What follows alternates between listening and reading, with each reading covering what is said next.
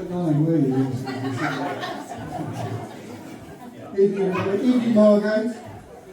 Hey, Chris. I'm Chris from Green Hive. You know where that is? A little bit down the coast. So thank you to Leon for asking me to read again here for the second time tonight. I'm actually a timber merchant by day and a poet by night. And I'm also in a Peaky Blinders reenactment group. Wow. Woo! And this is why I dress like this, actually. I haven't got the cap on because I didn't want to be too predictable. But yeah, the poetry actually got me into the Peaky Blinders because I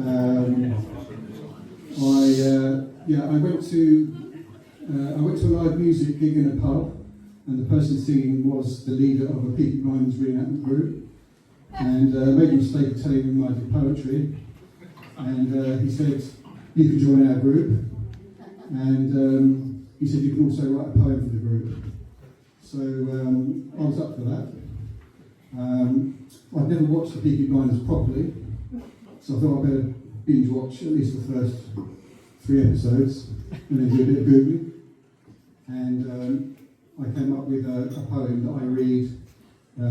We do a fierce walk-in into a pub, and then I do a bit of poetry, and then he does a singing set. And that will be my opening poem. Which is, "Let us be your reminders of the Peaky Blinders. Welcome to the garrison, my friend. The Shelbys welcome you to this small heath den. Their time in the trenches in France may have left many a scar, but their Birmingham empire now stretches very far. Their challenges are plenty from rivals and the law. The Lee family, Billy Kimber, and Chief Inspector Campbell back from his Belfast clean-up tour. Flat-peaked splendour and razor-sharp purpose, race-fixing rackets and a horse's curse. Contraband weapons chanced upon in a wooden factory crate. Tommy's cunning and guile to take advantage of a government's embarrassed state. Theft, extortion and illegal gambling by Aunt Pole's ladies and boys, whilst the IRA and communists are making a political noise. Enjoy our show today and take us how you find us by order of the Peaky Blinders." My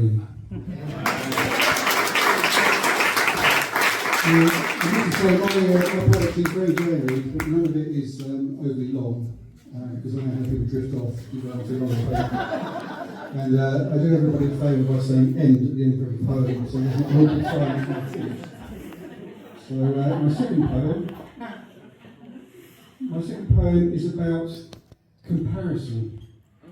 It's called "Social Top Trumps is for Chumps." We all have that person we know that tests us to see how far our patience will go. If you've been to Tenerife, they've been to 11 Reef. If you have an interesting story you're compelled to tell, they'll jump in, interrupt, and ensure on deaf ears your tale fell. Worse still, if you're single and talking to someone nice, they'll cock-block you without thinking twice. Just remember, you don't have to be kind or nice. Just withdrawing your energy and ignoring them would be great advice. Never let such behaviour be your irritation trigger. Who gives a damn, their mouth is much bigger. Go to the toilet or grab some fresh air. Social competition is just not your care. If they follow you in this canny move like a dog with bad smell, then you have my permission to give them merry hell. End.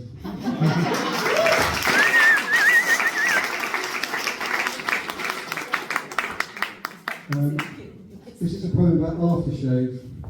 Does anyone remember the 1980s? Yeah. Too well. This is called "Make Them Moan with Your 1980s Cologne."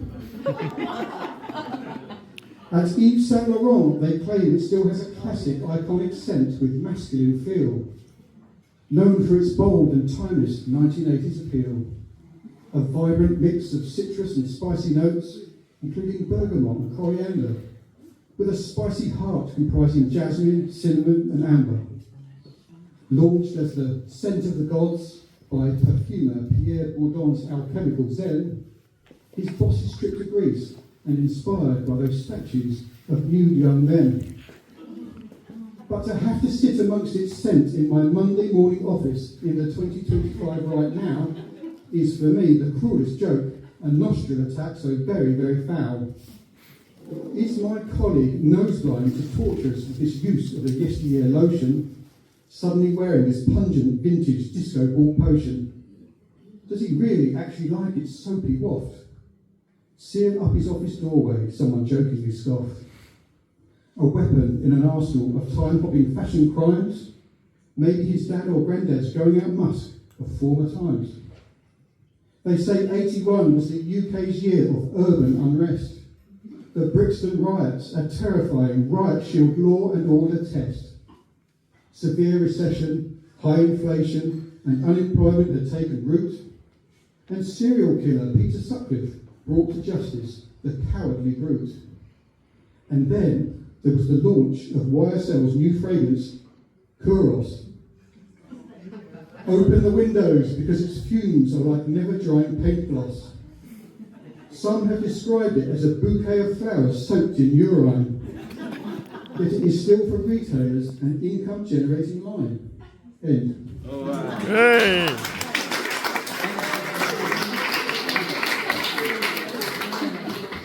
This is a poem. I mentioned that I was a timber merchant, and this is a poem about something that happened to me at work. It's called Dirty Blarney Stop Out. It was early on a Monday morning, and I was sitting all alone behind the trade counter in front of the PC and phone. Door barged open, and in stumbled a dishevelled punter, waving an unlit fag, a swaying cigarette light hunter, filling the air with his all-night booze, rambling on in an Irish traveller schmooze. Did I have a lighter? No, I don't smoke. Volunteering his story to me, it was almost a joke. Hands blood grazed and eyes half cut, wanting me to call him a cab to get him out of a rut. Felt like I was receiving him in my confessional box, as his seedy all-night detail from his lager mouth drops. Caught with his side piece by his troubled strife, then a short while after, set upon by the brothers of his wife. Irish Romany justice meted out fast, just my luck to get caught in his aftermath. Persuading me to call countless taxi firms, but fearing for the unlucky driver that would meet his terms. Caught in a moral dilemma I didn't expect, as I was still blearily reflecting on my own weekend, so perfect. Did this fella deserve my help? Such a sorry man-boy, devilish whelp. Adopting a Jesus conscience to aid this errant player. Taxi successful, but I hope he's a fair payer. Not averse to giving my own spiritual advice, I suggested next time he'd better think twice than to betray a partner with his lust-driven pangs. On a knife edge, his marriage surely hangs. To his token credit, he replied that he'd learned his lesson. Lucky to still have his balls after his sordid little session. End.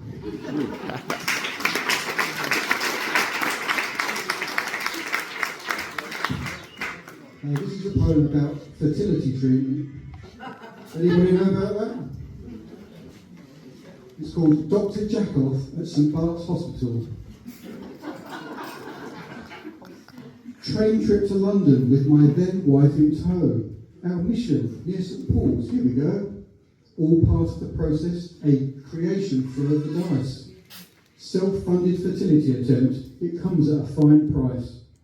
Coffees from Starbucks in Paternoster Square. Near Chop House Restaurant, first date's film set, I do declare. Walk to St Bart's Hospital, signs for Kenton and Lucas Wing. Up flights of stairs to sign in and await our calling. My role is key today. I'm here to release my seed. An IVF saga, our offspring to laboratory breed. My time it comes to go see the doc in a consulting room. She explains my stuff's journey to my wife's hormone-stimulated womb. Writes my details in marker pen on my sample pot. Shows me to a neighbouring cell. It's a bijou little spot. Box file of magazines I thumbed through for my best keep. Try not to browse too long or overthink. 2 or 3 favourites grabbed for the job. Time to make his lordship tingle and throb. I think of some cute phrases to help me relax as I get ready to do my duty and drop my keks. Jerking the gherkin, celebrating Palm Sunday, shaking hands with Dr. Winky, enjoying a hand shandy. The beaker needs to be ready when the mag can go sail. Fail to prepare, prepare to fail. It's time to focus my lusty mind. If only every medical procedure was as kind. Who should I think of doing this sexy job? Wife, mag model, or mental heartthrob? Years of practice at doing this just right, but standing up is not my usual delight. Skillful manoeuvre as climax draws near, magazine discarded, pop grab and careful steer. Buy it, that's good. Now I'm flushed and red-cheeked. Did my abstinence give good volume or white-streaked? Lid on quick to keep them secure and warm. Time to draw breath, and my next moves brainstorm. Clean up and redress, composure to find. Put my last actions out of a racing mind. Back down the corridor to deposit my swimmers. Let's hope amongst them are some well-formed winners. Then off to the waiting room to sit back down. Sandwich or nap, a decision to make me frown. End.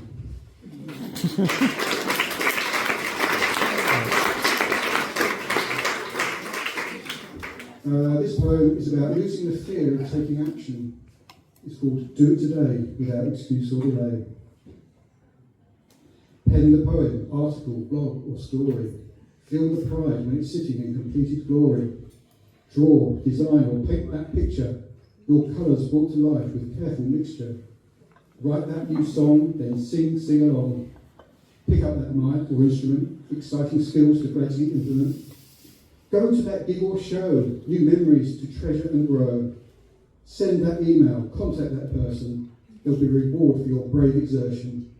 Lose the fear, do it today, my friend. Tomorrow might bring excuses with which to contend. Your timeline you can change by creative bravado. Don't leave your dreams forever incommunicado. End.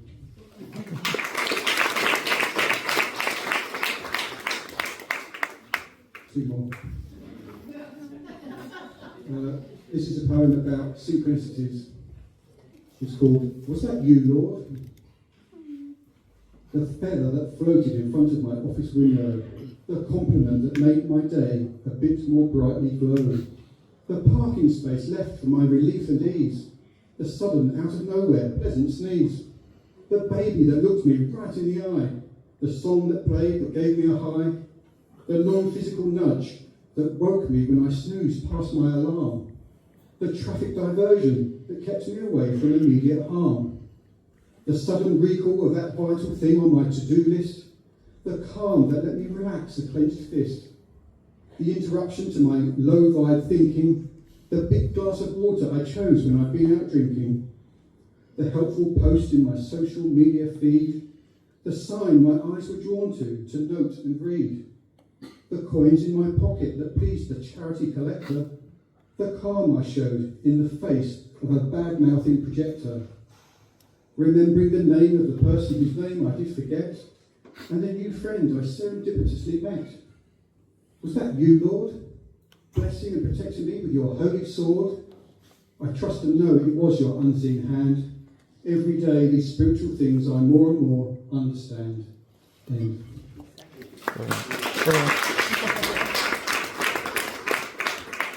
And I wrote this poem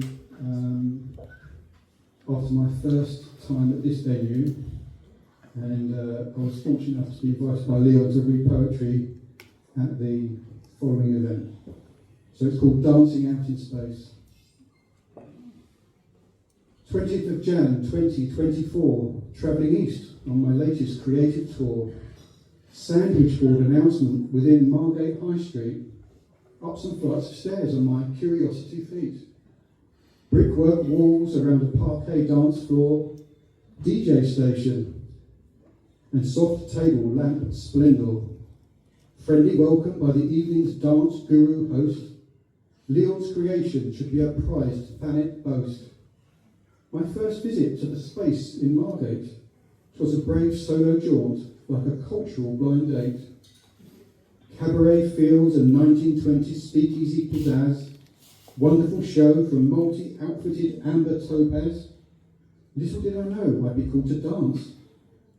To mooch with complete strangers, but friendships would advance. Watching the experts twirl and gyrate. Moderna bachata and other forms till very late. Sensual energy, addictive and free. Body movement and explosions of marvellous chi.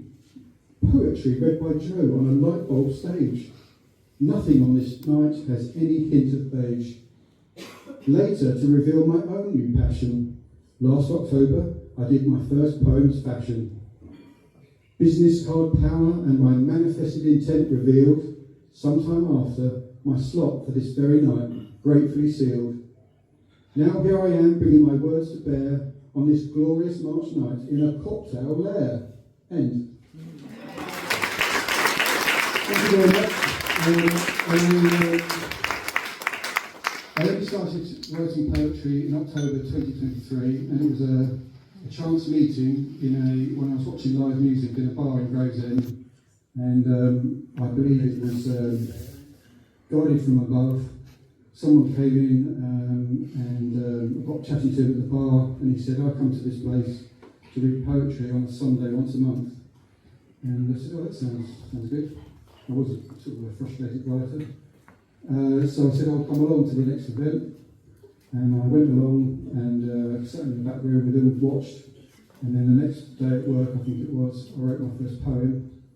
And then within a year, I had a target of writing 80 publishable poems. And then about a year later, I published my first book on Amazon. And it's called The Road to Poetry.